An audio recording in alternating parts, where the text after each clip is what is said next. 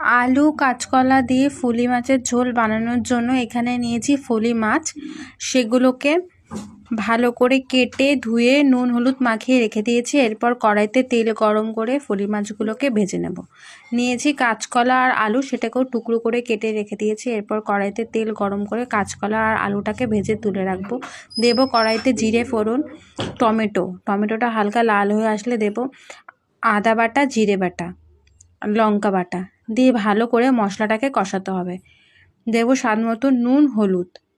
মশলা কষানো হয়ে আসলে ভেজে রাখা আলু আর কাঁচকলাটা দিয়ে ভালো করে কষাতে হবে। কষানো হয়ে আসলে সামান্য পরিমাণে জল দেব। এরপর ঝোল ফুটে আসলে আলু সেদ্ধ হয়ে আসলে ভেজে রাখা ফলি মাছ দিয়ে সামান্য ফুটিয়ে